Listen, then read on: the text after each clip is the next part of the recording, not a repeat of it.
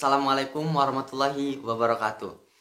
Apa kabar teman-teman semua? Semoga kita dalam keadaan sehat walafiat. Amin ya robbal alamin.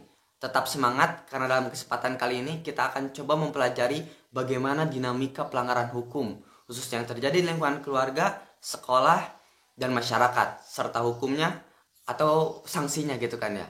Tujuannya apa? Tujuannya pertama agar kita memiliki kesadaran hukum itu sendiri, dan yang kedua agar kita mampu berkontribusi yang tinggi serta dapat mengamalkan ajaran kita sendiri, ajaran agama kita sendiri, bangsa dan negara.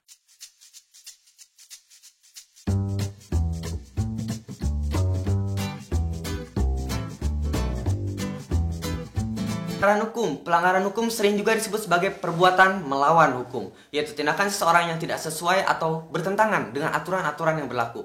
Dengan kata lain, pelanggaran hukum merupakan pengingkaran terhadap kewajiban-kewajiban yang telah ditetapkan oleh peraturan atau hukum yang berlaku. Pengingkaran terhadap kewajiban-kewajiban, itu poinnya. Misal, orang yang melakukan pembunuhan, sejatinya dia melakukan pengingkaran terhadap kewajiban untuk menghormati hak hidup orang lain. Pelanggaran hukum merupakan bentuk ketidakpatuhan terhadap hukum, dan ketidakpatuhan terhadap hukum ini minimalnya disebabkan oleh dua hal. Satu, pelanggaran hukum oleh si pelanggar sudah dianggap sebagai kebiasaan, atau yang kedua, hukum yang berlaku sudah tidak sesuai lagi dengan tuntutan kehidupan.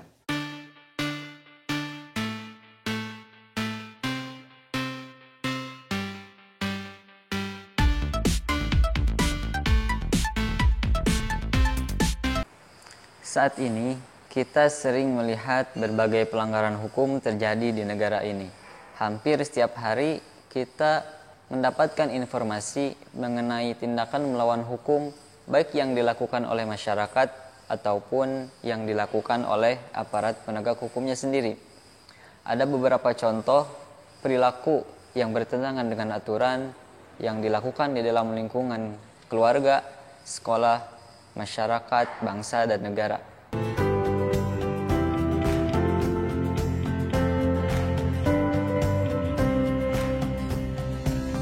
Seperti mengabaikan perintah orang tua, kemudian mengganggu kakak atau adik yang sedang belajar, menonton TV sampai larut malam, atau menonton TV yang tidak boleh ditonton oleh anak-anak, hingga bangun kesiangan juga bisa menjadi suatu pelanggaran.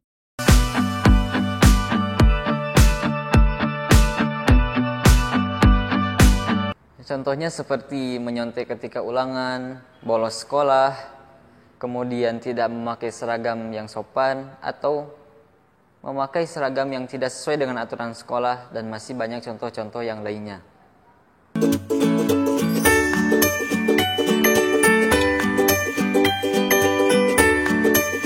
Mangkir dari tugas ronda malam, tidak mengikuti kerja bakti, main hakim sendiri, mengonsumsi obat-obatan terlarang, melakukan tindak diskriminasi, melakukan perjudian, dan hal yang sering kita sepelekan adalah membuang sampah sembarangan.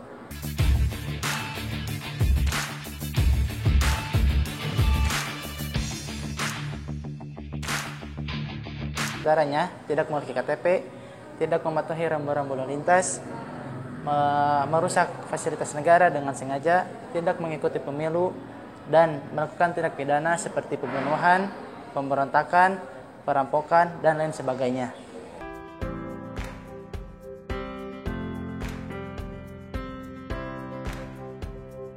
Sanksi terhadap suatu pelanggaran itu amat banyak ragamnya, sifat dan jenisnya pun berbeda satu sama lain. Akan tetapi tujuannya tetap sama, yaitu untuk mewujudkan ketertiban di dalam masyarakat. Sanksi terhadap suatu norma hukum itu artinya tegas dan nyata. Hal tersebut mengandung pengertian bahwa tegas artinya adanya suatu peraturan hukum yang telah dibuat secara material dan telah diatur dalam suatu peraturan perundang-undangan. Contohnya adalah hukuman pidana mengenai sanksi telah diatur dalam pasal 10 KUHP. Dalam pasal tersebut ditegaskan bahwa hukuman pidana mengenai sanksi itu mencakup hukuman pokok yang terdiri atas hukuman mati dan hukuman penjara. Hukuman penjara ini terdiri lagi atas hukuman seumur hidup dan hukuman sementara waktu. Hukuman sementara waktu ini sebanyak-banyaknya 20 tahun penjara dan sekurang-kurangnya 1 tahun penjara.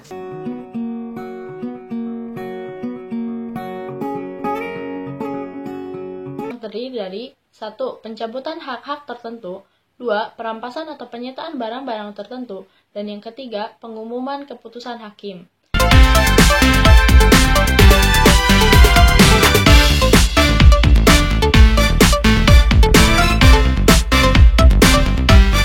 Perdata berarti adanya aturan yang secara material telah ditetapkan kadar hukuman berdasarkan perbuatan yang dilanggarnya.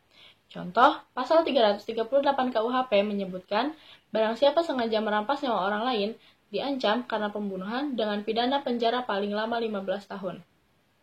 Sanksi hukum diberikan oleh negara melalui lembaga-lembaga peradilan, sedangkan sanksi sosial diberikan oleh masyarakat, dapat berupa cemoohan, dikucilkan dari pergaulan, bahkan yang paling berat diusir dari lingkungan masyarakat setempat.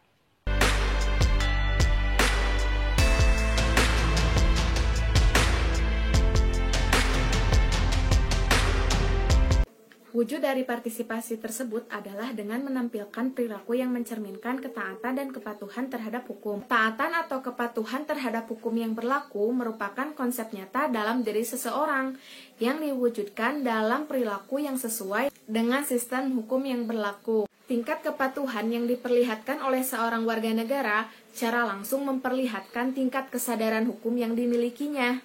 Kepatuhan hukum mengandung arti bahwa seseorang memiliki kesadaran untuk memahami dan menggunakan peraturan perundangan yang berlaku, mempertahankan tertib hukum yang ada, dan menegakkan kepastian hukum.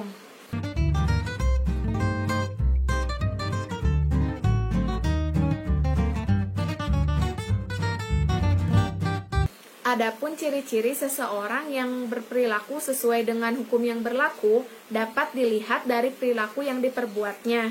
1. Disenangi oleh masyarakat pada umumnya.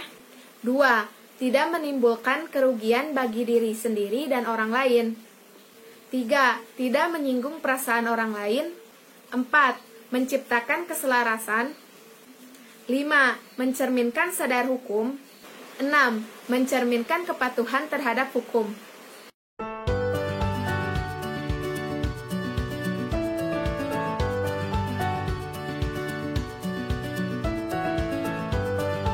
Perilaku yang mencerminkan sikap patuh terhadap hukum harus kita tampilkan dalam kehidupan sehari-hari, baik dalam lingkungan keluarga, sekolah, masyarakat, bangsa, dan negara, sebagai bentuk perwujudan partisipasi kita dalam proses menegakkan dan perlindungan terhadap hukum.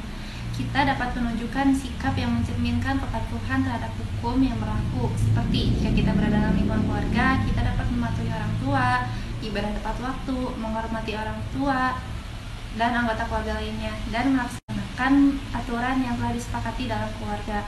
Dan jika kita berada dalam lingkungan sekolah, kita dapat menghormati kepala sekolah, guru, dan karyawan lainnya, dan juga kita dapat menggunakan seragam sesuai yang telah ditentukan, memperhatikan guru, mengikuti pelajaran sesuai jadwal yang berlaku.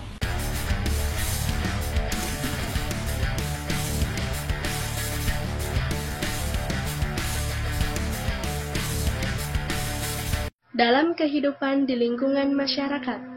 1. Melaksanakan setiap norma yang berlaku di masyarakat. 2. Bertugas ronda. 3. Ikut serta dalam kegiatan kerja bakti. 4. Menghormati keberadaan tetangga di sekitar rumah. 5. Tidak melakukan perbuatan yang menyebabkan kekacauan di masyarakat, seperti tawuran, judi, mabuk-mabukan, dan sebagainya. Dan yang keenam, membayar iuran warga.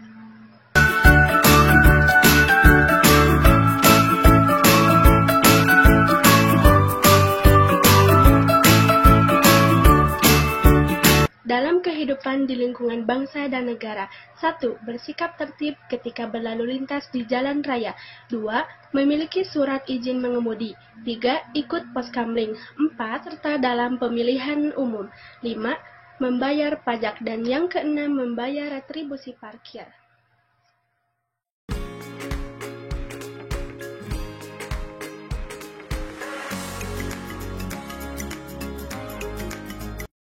Baik, teman-teman yang berbahagia, dari awal hingga akhir pembelajaran kita telah mempelajari tentang dinamika pelanggaran hukum.